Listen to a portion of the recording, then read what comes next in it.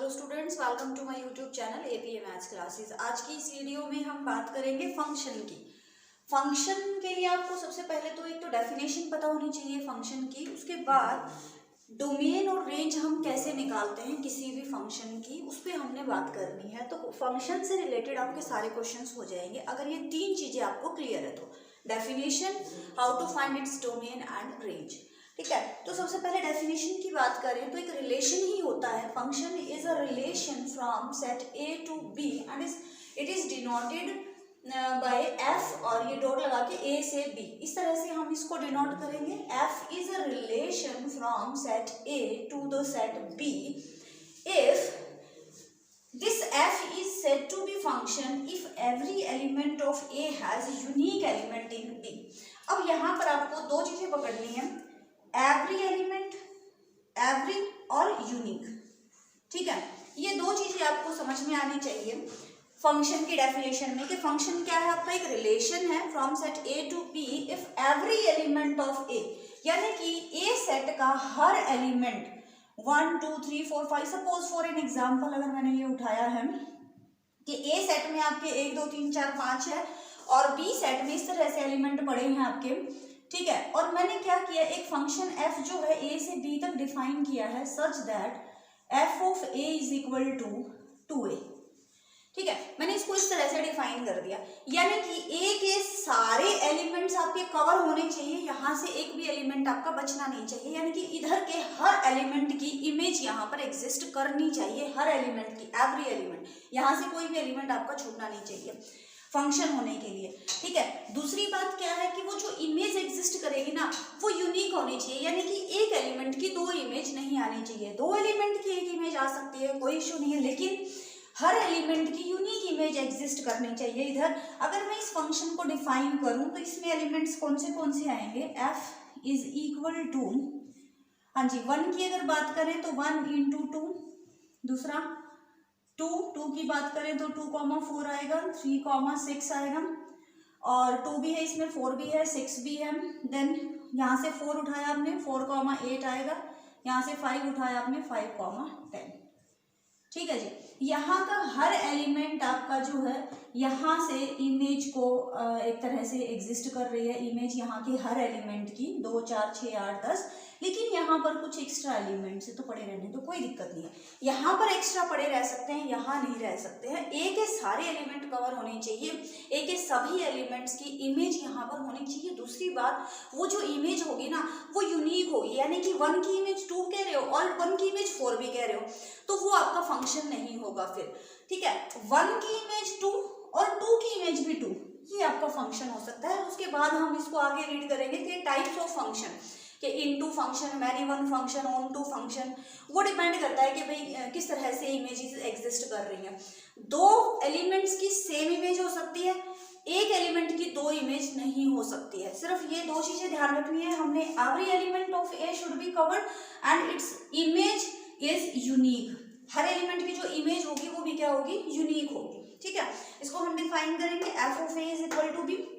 यहाँ पर क्या, इसको हम क्या बोलेंगे कि जो ए आपने उठाए ना, ये कहाँ से उठाए हैं, ए सेट से, तो ये इसकी डोमेन हो जाएगी। Domain of f is equal to पूरा कंप्लीट ए सेट, क्योंकि सारे एलिमेंट कवर हो रहे हैं ना एक रिलेशन में। भी तो क्या था, कुछ एलिमेंट पड़े हैं तो पड़े भी रह सकते हैं, उनकी इमेज नहीं एग्जिस्ट कर रही है तो कोई दिक्कत नहीं है, वो रिलेशन है। लेकिन एक ऐसा रिलेशन जिसमें सारे एलिमेंट कवर हो रहे हैं एक और यूनिक जो उनकी इमेज आ रही है वो भी कैसी आ रही है, यूनिक आ रही है, तो that relation is called function. और हम यहाँ पर क्या बोलते हैं, कैसे हम इसको पढ़ते हैं, जैसे कि अगर हम यहाँ पर बात करें 1, 2 को हम कैसे पढ़ेंगे, f1 इज इक्वल टू 2, इसको हम ऐसे भी लिख सकते हैं, f2 is equal to 4। This implies image of 1 is 2, image of 2 is 4। और अगर हम इसको दूसरे तरीके से पढ़ें तो pre image of 2 is 1 under f, pre image of 4 is 2 under f। ठीक है, यहाँ से यहाँ आओगे तो प्री इमेज, यहाँ से यहाँ जाओगे तो इमेज बोलते हैं इसको। ठीक है, तो इमेज आपको पता चल गई। अगर किसी पर्टिकुलर एलिमेंट की अगर आपसे पूछे कि find the image of this element under f आपको दे देगा तो आप निकाल सकते हो इमेज। ठीक है, डोमेन आपको पता चला, डोमेन क्या होता है कि आप x की वैल्यू क्या रखें, आप a की वैल्यू क्या क्या रख सकते हैं, आप पूरा सेट a रख सकते हो, तो a is the domain of the function f। Range की अगर बात करें तो जो आंसर हमारे आ रहे हैं, यानी कि बी सेट का एक सबसेट होता है रेंज हमारा, वो पूरा बी सेट भी हो सकता है, डिपेंड करता है फंक्शन पे कि रूल उसने कैसा दिया है। यहाँ पर जो रेंज आएगी बच्चे, इस एग्जाम्पल में अगर हम बात करें तो 2, 4, 6, 8 और 10 ये हमारी रेंज आ जाएगी, range of the function F. Codomain की बात करें पूरा सेट बी आएगा। कोडोमेन की अगर हम बात करें तो पूरा सेट आपका बी आएगा। कोडोमेन बी, डोमेन आपका ए, रेंज जो आंसर आ रहे हैं यानी कि सेकंड एलिमेंट जो बनेंगे दैट इज रेंज। ठीक है, रेंज आपको पता चली, डोमेन आपको पता चली, फंक्शन है या नहीं वो भी आपको पता चला। ए सेट का आपको पता होना चाहिए, अगर ए सेट के सारे एलिमेंट यहाँ पर फर्स्ट एलिमेंट बन रहे हैं। दूसरी बात, अगर कोई डिस्टिंक्ट, मान लो यहाँ पर जो है ये बन रहा है सेम एलिमेंट नहीं, दो डिस्टिंक्ट ऑर्डर्ड का जो फर्स्ट एलिमेंट है वो सेम नहीं होना चाहिए। दूसरी जो डेफिनेशन हम यूनिक वाली बात करते हैं ना, उसको हम ऐसे भी देख सकते हैं।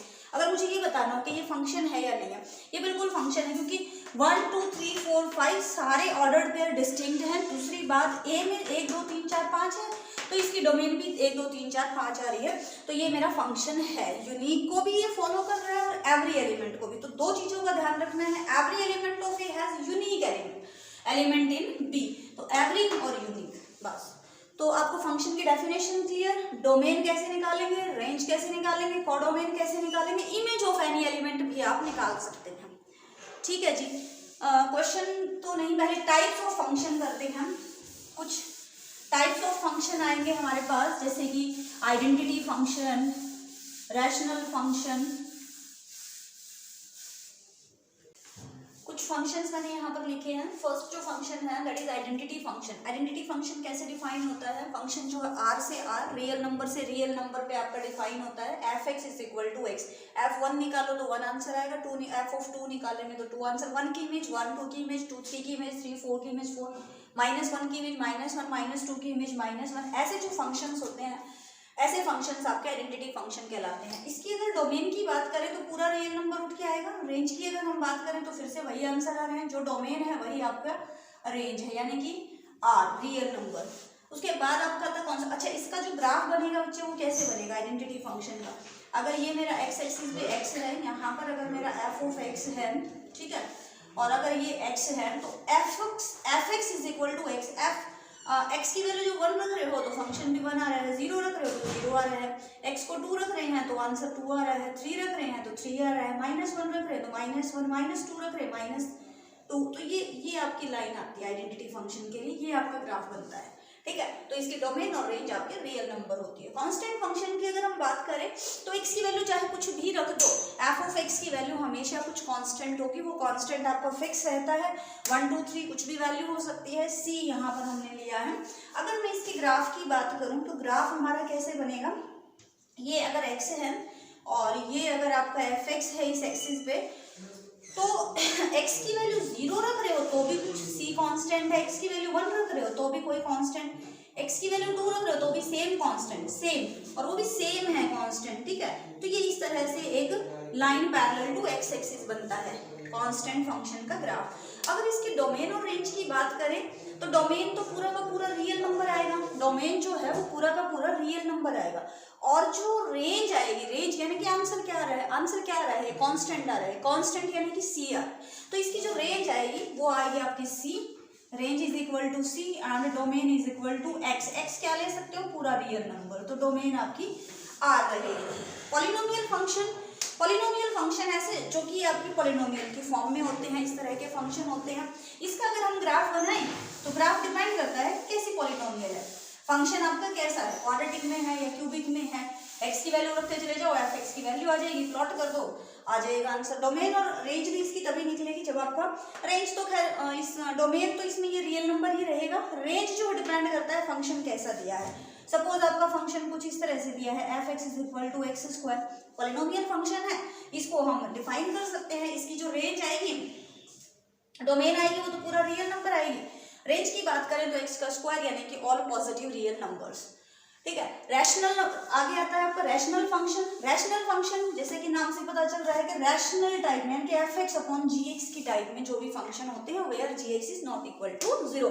इसकी डोमेन क्या रहेगी, ऐसे डोमेन जहां पर जी एक्स की वैल्यू 0 नहीं है, ये भी डिपेंड करता है। सपोज 1 अपॉन एक्स दे दे, सपोज 1/x दे देगा, तो ये इसकी जो डोमेन रहेगी r-0, यानी कि फंक्शन कहाँ कहाँ डिफाइन है, 0 को छोड़ के बाकी हर जगह, बाकी हर रियल नंबर के लिए, तो इसकी ये डोमेन बन जाएगी r-0। डिपेंड करता है कि फंक्शन कैसा दिया है, 2x + 3/3x + 4 कुछ ऐसा फंक्शन दे देगा, है ना। तो इसकी डोमेन और रेंज वहां से निकलेगी जब आपके पास पर्टिकुलर फंक्शन होगा।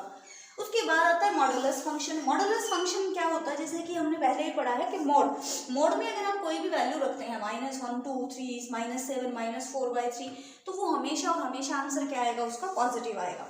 तो इसका मतलब जब हम ये फंक्शन डिफाइन करते हैं ना, जब x की वैल्यू >0 है तो फंक्शन की वैल्यू वही x हो जाती है ना। जब x की वैल्यू <0 है यानी कि नेगेटिव वैल्यूज के लिए हमें क्या करना पड़ेगा, क्योंकि हमारा आंसर पॉजिटिव आना चाहिए। आंसर क्या आना चाहिए, mod ऑफ -4 का मतलब क्या है, 4, तो वो 4 जो है -4 से कैसे है, उसको हमने माइनस से मल्टीप्लाई करना पड़ा, है ना। तो fx की जो वैल्यू आएगी वो डेफिनेशन ये कहती है मोड फंक्शन की, वो या तो x के इक्वल आएगी या फिर -x के इक्वल आएगी। x कब आएगी, when x is greater than equal to 0 and -x when x is less than 0। इसकी अगर हम ग्राफ की बात करें, ये आपका x एक्सिस, ये अगर आपका fx है इस एक्सिस पे, तो देख लो x की वैल्यू ग्रेटर देन 0 है, यानी कि x = 0 1 2 3 ऐसी वैल्यूज अगर हम ले रहे हैं, तो fx की वैल्यू क्या है, वही x है, यानी कि 0 है तो 0, 1 है तो 1, 2 है तो 2, 3 है तो 3 आंसर है, ठीक है। इस तरह से एक लाइन तो आपके पास ये आ गई। What about x is less than 0? Less than 0 जब आप रख रहे हो, x की वैल्यू जब आप -1 रख रहे हो तो आंसर क्या आना है, +1, -2 रख रहे हो तो आंसर क्या आना है, +2, क्योंकि -1 के आगे आप एक और माइनस लगाओगे तो आंसर आपका प्लस बन जाएगा। तो ये ग्राफ आपका इस तरह से बनता है मॉडुलस फंक्शन का, राइट। उसके बाद आता है, अच्छा डोमेन और रेंज की बात कर लें। डोमेन क्या बनेगा इसका, डोमेन जैसा कि हमने पहले ही बताया है r। अगर इसमें से किसी r में से किसी वैल्यू पे कोई फंक्शन डिफाइन नहीं है तो उसको आप हटा देंगे, जैसे कि 1/x की हमने बात करी थी, 0 पे फंक्शन डिफाइन ही नहीं है तो रियल से हमने पूरा 0 हटा दिया, ठीक है। तो डोमेन इसका पूरा का पूरा रियल सेट बन गया। रेंज की अगर हम बात करें, रेंज क्या आएगी भाई, आंसर क्या आ रहे हैं, इसके आंसर आ रहे हैं पॉजिटिव रियल नंबर, तो पॉजिटिव रियल नंबर, या फिर आप इसको लिख सकते हो r+, और इसको आप लिख सकते हो 0 से ∞, कोई भी एक आंसर आप लिख सकते हो, कोई दिक्कत नहीं है। इसके बाद आता है आपका एक और फंक्शन है सिग्नम फंक्शन। सिग्नम फंक्शन किस तरह से डिफाइन है, r से r डिफाइन है, fx = या तो 1 वैल्यू है या 0 है या -1 है। 1 वैल्यू कब है, when x is greater than 0, x = 0 then function is 0, x आएगा ये, x is less than 0, जब x की वैल्यू लेस देन 0 है तो फंक्शन की वैल्यू है -1। तो इसकी अगर हम ग्राफ की बात करें, ग्राफ कैसे बनेगा,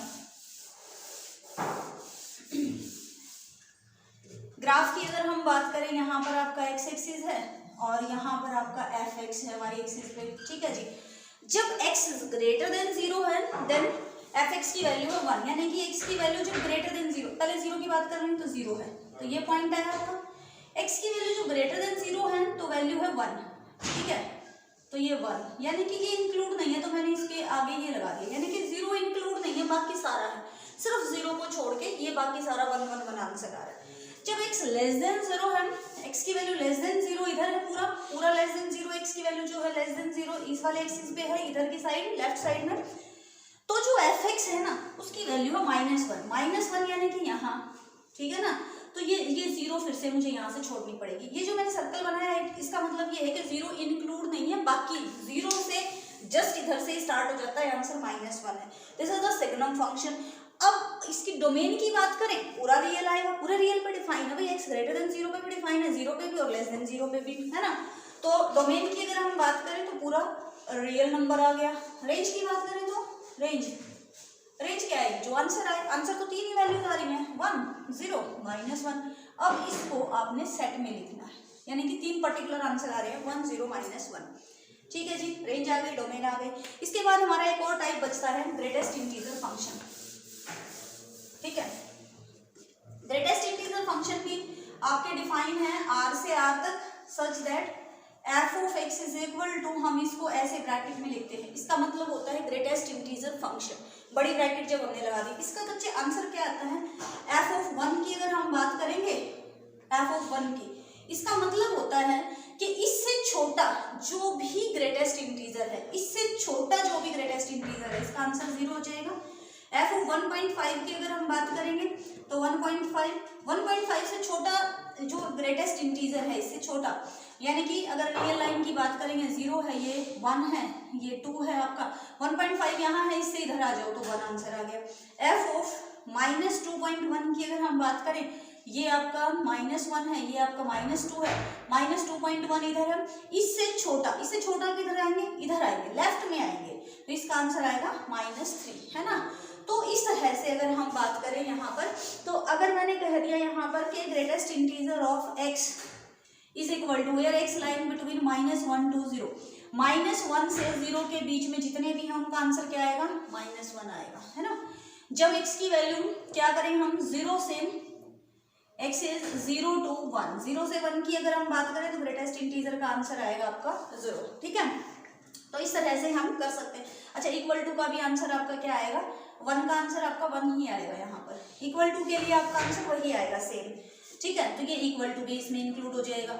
x is less than equal to अगर मैं बात करूँ -2 से -1, तो इसका आंसर क्या आ जाएगा, -2, ठीक है जी। तो इस तरह से आप ग्रेटेस्ट इंटीजर। अच्छा, इसके ग्राफ की अगर हम बात कर लें, तो ये x एक्सिस है, ये मेरा f एक्सिस है, ठीक है। x की वैल्यू यहाँ पर आपका 0 है, यहाँ 1 है, 2 है, 3 है, -1 -2 -3। जब x की वैल्यू -1 से 0 है, -1 से 0 है, तो जो f(x) है वो -1 है, यानी कि ये -1 यहाँ ये तो इंक्लूड है बट 0 इंक्लूड नहीं है, ठीक है, 0 इंक्लूड नहीं है। -2 से -1 की अगर हम बात करें आंसर आएगा -2, लेकिन -1 यहाँ पर इंक्लूड नहीं है, -1 का आंसर -1 आएगा। 0 से 1 की बात करें तो 0 तो है, 0 से 1 की बात करी ना हमने, तो 0 तो इंक्लूड होगा लेकिन 1 इंक्लूड नहीं होगा। 1 से 2 की बात करें तो 1 आंसर आएगा, लेकिन 1 तो इंक्लूड होगा लेकिन 2 इंक्लूड नहीं होगा, समझ रहे हैं ना। तो इस तरह से इसका ग्राफ बनता हुआ चला जाएगा, ऐसे ऐसे, इधर भी ऐसे, इस तरह से। अब इसकी डोमेन और रेंज की बात कर लेते हैं। देखो डोमेन में तो हम पूरा रियल रख रहे हैं ना, पूरा का पूरा रियल रख सकते हैं हम, किसी के लिए भी ऐसा नहीं है कि ये नॉट डिफाइंड हो, यानी कि इन्फिनिटी आंसर आ रहा हो, कुछ ऐसा आ रहा हो। रेंज की अगर हम बात करें, रेंज क्या बनेगी, रेंज की अगर हम बात करें तो हमारे आंसर क्या आ रहे हैं, हमारे जो आंसर आ रहे हैं वो ग्रेटेस्ट इंटीजर आ रहे हैं बस, है ना, इंटीजर वैल्यू आ रही है ना। तो सेट ऑफ इंटीजर, आंसर क्या आएगा, set of integers, right. Real number का जो आंसर आ रहा है हमारा वो सेट ऑफ इंटीजर्स आ रहे हैं, आंसर हमारे क्या आते जा रहे हैं, इंटीजर्स आ रहे हैं, ठीक है। नेगेटिव भी आ रहे हैं, पॉजिटिव भी आ रहे हैं, 0 भी आ रहा है, तो इसलिए सेट ऑफ इंटीजर्स। तो ये तो बात हुई कुछ फंक्शंस की, ठीक है। अब हम करेंगे एक्सरसाइज 2.3। हाँ जी, exercise 2.3 first question, which of the following are the functions and which of the following are the functions, give reason if it is a function determine its domain and range। इनमें से कौन कौन function है, कौन कौन function नहीं है उनका रीजन देना है, फंक्शन है तो भी रीजन देना है, और डोमेन और रेंज आपने फाइंड आउट करनी है। पहले क्वेश्चन की अगर हम बात करें फर्स्ट पार्ट की, 2,1 5,1 8,1 11,1 14,1 17,1 this is the function. Her element की यूनिक इमेज है, 2 की इमेज देखिए क्या है, 1 है। अब 1 किसी और की इमेज है, उससे हमें कोई मतलब नहीं है, 2 की इमेज कोई और तो नहीं है, उसकी हमने बात करनी है, वो नहीं है। 5 की इमेज 1 है, सारे एलिमेंट एक ही इमेज पे जा रहे हैं, एक ही एलिमेंट पे जा रहे हैं, कोई दिक्कत नहीं है, दिस इज द फंक्शन। अगर हम डोमेन की बात करें तो डोमेन क्या आएगा, 2 5 8 11 14 17, ठीक है। आप क्या कहेंगे इसको, रीजन क्या देंगे, every element has unique image, so it is a function, domain is this one. Range की अगर हम बात करें तो आंसर सिर्फ और सिर्फ 1 बन रहा है, so this is the range. Second question की अगर हम बात करें 2,1 4,2 हर एलिमेंट की यूनिक इमेज आ रही है, बिल्कुल आ रही है, हर एलिमेंट की। 2 जो है पहली पोजीशन पे और कहीं भी नहीं है, 4 जो है पहली पोजीशन पे पहले वाले नंबर पे और कहीं भी नहीं है, तो ये यूनिक इमेज है, so it is a function. Its domain की बात करें तो 2 4 6 8 10 12 14, ठीक है। रेंज की बात करें 1 2 3 4 5 6 7, this is the range. Third part की अगर हम बात करें तो फंक्शन है या नहीं है, एक की इमेज 3 भी है, एक की इमेज 5 भी है, this is not a function. 1 की इमेज 3 भी है, 1 की इमेज 5 भी है, यूनिक इमेज नहीं है, एवरी एलिमेंट की यूनिक इमेज नहीं है। वन एक एलिमेंट है जिसकी इमेज 1 भी है और 3 भी है, so this is not the function. आप क्या लिखेंगे, since f1 is equal to 3, f1 is equal to 5, therefore 1 has not unique image, therefore this is not the function, ये फंक्शन नहीं है। ठीक, सेकंड क्वेश्चन पे आते हैं, find the domain and range. Modulus function की अभी हमने बात करी थी, डोमेन और रेंज की, कैसा होता है ये फंक्शन, और इसके ग्राफ की भी हमने बात करी है। सेकंड पार्ट करेंगे, सेकंड क्वेश्चन सेकंड पार्ट, क्योंकि फर्स्ट पार्ट है आपका मॉडुलस फंक्शन, वो आप कर चुके हैं, अभी हमने कराया था f of x is equal to under the root 9 minus x square. Find the domain and range of the following real function. Real function की बात करिए इसने, यानी कि ये फंक्शन मेरा रियल है, यानी कि इसका आंसर इमेजिनरी नहीं आ सकता। इसका आंसर इमेजिनरी कब आएगा, यानी कि ये जो वैल्यू है ना 9 माइनस एक्स स्क्वायर, देखो डोमेन के लिए हमने पहुंचना है x तक, कि x को मैं क्या क्या रखूं, x की वैल्यू क्या क्या होनी चाहिए मेरे पास, कि मेरा जो फंक्शन है वो डिफाइन हो जाए, कंडीशन को फॉलो करे। कंडीशन क्या है, रियल होना चाहिए फंक्शन। फंक्शन कैसा है, रियल। तो रूट के अंदर नेगेटिव साइन नहीं आना चाहिए, it means it should be greater than equal to 0। ये जो वैल्यू है ना, ये आपकी 0 या फिर 0 से बड़ी होनी चाहिए, है ना, रियल फंक्शन होने के लिए। तो x की वैल्यू हम क्या क्या रखें, यहाँ से निकाल लेते हैं। Minus x square is greater than equal to -9। जब भी आप किसी इनइक्वालिटी को माइनस से मल्टीप्लाई करते हैं तो चेंज इट साइन, तो ये 9 आ गया। x की वैल्यू क्या आ गई यहाँ से, -3 से 3 के बीच में होनी चाहिए x की वैल्यू, और 3 भी हो सकती है, -3 भी हो सकती है, 0 हो जाएगा। तो जो आपकी डोमेन आई ना, डोमेन इज इक्वल टू, अब आप इसको -3,3 ऐसे नहीं लिखेंगे, ऐसे लिखेंगे तो सिर्फ 2 ही एलिमेंट आए डोमेन में, लेकिन यहाँ पर -3 और 3 के बीच में 1, 2, 1/2, 2/5, ये सारे एलिमेंट हैं यहाँ पर इस तरह के रियल नंबर को आप हमेशा सेट नोटेशन में, इसमें इंटरवल में डिनोट करेंगे।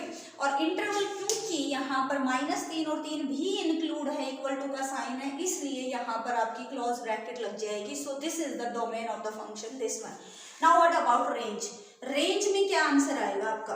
रेंज को देखो सिंपली हम कैसे निकालते हैं रेंज को, या तो आप यहाँ से आइडिया लगाएंगे, x की वैल्यू जो है आप यहाँ से 3 रख लेंगे, या फिर इनके बीच में क्या आप 0 रख रहे हैं ना, क्योंकि एक्स स्क्वायर है, नेगेटिव पॉजिटिव सारी वैल्यूज सेम आएंगी, या फिर 0 रख लो, या फिर देखो दूसरा तरीका क्या है, तो उसकी बात हो गई ना कि आइडिया लेने की बात हो गई। आप क्या करें, इसको जो है किसी y के इक्वल रख दो, 9 minus x square under the root is equal to y। आपने इस y तक पहुंचना है, तो चले जाओ, squaring on both side, root हट गया, स्क्वायर आ गया, ठीक है। Now minus x square is equal to y square -9, इस माइनस को अगर मैं हटाऊं तो ये बन गया, यानी कि x square is equal to 9 minus y square, means x is equal to 9 minus y square under the root. अब एक्स की वैल्यू क्या रख सकते हो आप, एक्स की वैल्यू ज्यादा से ज्यादा आप एक्स की वैल्यू क्या रख सकते हो, आप एक्स की वैल्यू जो -3 से 3 के बीच में कुछ भी रख सकते हैं। तो यहाँ पर मेरा जो y, यानी कि x की वैल्यू जो आपकी -3 से 3 के बीच में आनी चाहिए, y को मैं क्या रखूं कि x की वैल्यू -3 से 3 के बीच में आए, है ना। तो यानी कि ये 0 हो, एक तरह से जो y की वैल्यू बनेगी यहाँ पर आपके पास, y जो बनेगा एक तरह से, देखिए एक तो पॉजिटिव वैल्यूज आएंगे सारी, रूट के अंदर नेगेटिव का तो कोई हिसाब किताब ही नहीं है, तो 0 से इधर तो हमने आना ही नहीं है। ज्यादा से ज्यादा वैल्यूज क्या आ सकती हैं y की ज्यादा से ज्यादा मैं वैल्यू यहाँ रख सकती हूँ 3, ठीक है। नेगेटिव तो देखो हमने जाना ही नहीं है, नेगेटिव पे तो नेगेटिव वैल्यूज तो हम y की यहाँ पर रख ही नहीं सकते हैं, क्योंकि ये वैल्यू आपकी नेगेटिव तो कभी भी नहीं आएगी, पॉजिटिव ही आएगी। आंसर से मतलब है ना, रेंज का हमने क्या करना है, आंसर से मतलब, आंसर क्या आएगा, आंसर आपका एक तो पॉजिटिव आएगा, यानी कि 0 से कितना आंसर आएगा, 0 से देख लो ना, 0 की वैल्यू रख लो, लास्ट वैल्यू आप 0 रख लो, इसमें लास्ट वैल्यू आप क्या रखोगे, 0 रखोगे, 0 रखेंगे तो 9 यानी कि 3, यानी कि आपने जो है x की वैल्यू जो y आएगा आपका, y बिलोंग्स टू एक तरह से आपका आया 0 से लेके 3 भी इंक्लूडेड है, 0 भी इंक्लूडेड है ना। y की वैल्यू आप 0 से लेके और 3 रख सकते हो, यहाँ पर x की वैल्यू जो है -3 से 3 के बीच में आ जाएगी, तो यानी कि y ये क्या आ गया आपका, range. So it is range. तो रेंज आप ऐसे निकाल सकते हो कि भाई मैं अब y को क्या रखूं कि मेरा x जो है -3 से 3 के बीच में रहे, है ना। तो नेगेटिव का तो वही आंसर आएगा, सेम ही आंसर आएगा, तो नेगेटिव में तो मैंने रखना भी नहीं है, वैसे भी रूट का जो आंसर आना है वो हमेशा पॉजिटिव ही आना है ना। तो पॉजिटिव आना है तो 0 से लेके, और यहाँ पर मैंने एक तो 3 वैल्यू रख लो और एक वैल्यू आप 0 रख लो। 3 रखा तो 0 आ गया, 0 रखा तो एक तरह से 3 आ गया, यानी कि 0 से लेके 3 तक आ गई मेरी रेंज, है ना। इस तरह से आप निकाल सकते हो। नेक्स्ट क्वेश्चन आ जाओ, थर्ड क्वेश्चन पे। A function f is defined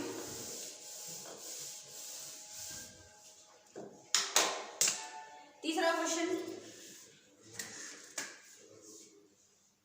f(x) is equal to 2x minus 5, write down the values of f0 f7। बहुत आसान सा क्वेश्चन है। f of -3, f0 रख दो, इसके अंदर x की जगह 0 रख दो, इधर भी रखना पड़ेगा, यानी कि 0 -5, तो आंसर आया -5।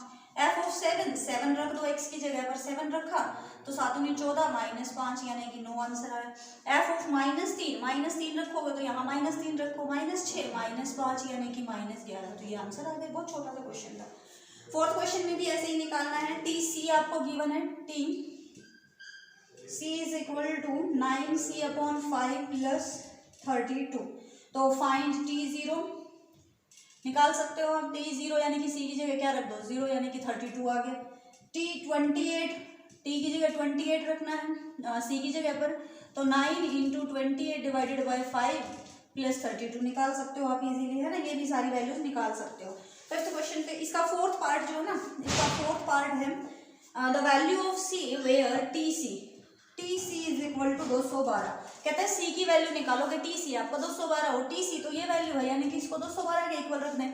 32 को सब्ट्रैक्ट कर दो इधर से, 9c/5 इज इक्वल टू 32 यहाँ से गया तो 2 में से 2 गया, 0 11 में से 3 गया, आपको कितना बचेगा 8 और 1 180। ठीक है, 5 इधर आके जो है मल्टीप्लाई हो गया, 9 इधर आके डिवाइड हो गया, तो सी की वैल्यू आ गई, है ना। 9 दूनी 18 0, तो 100 आंसर आ गया आपके पास।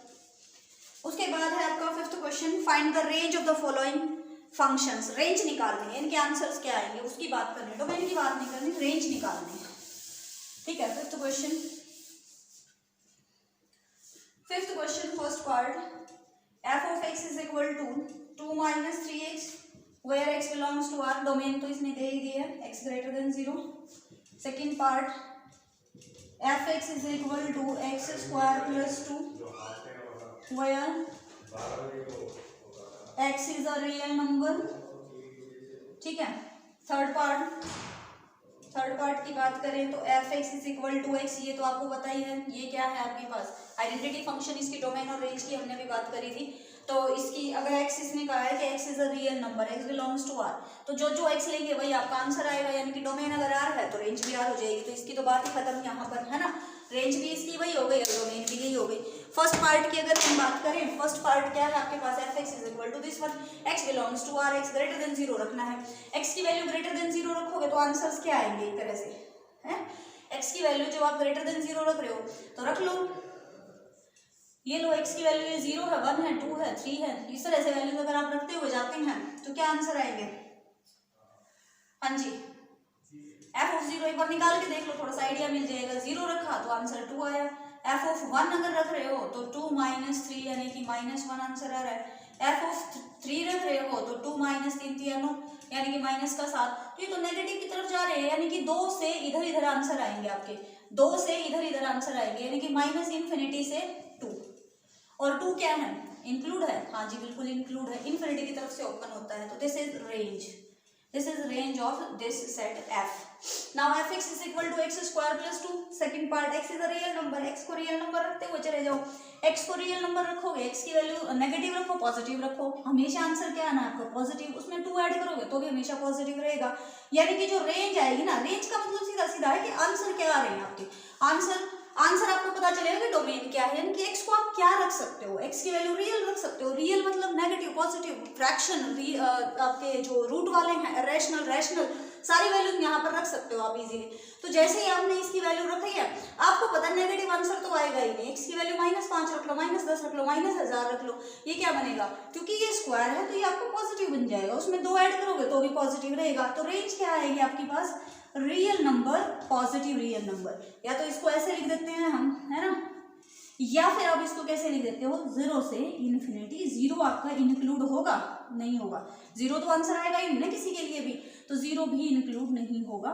तो ये आपका रेंज आ जाएगा, इस फंक्शन की रेंज आ जाएगी। 0 से इन्फिनिटी। ठीक है जी।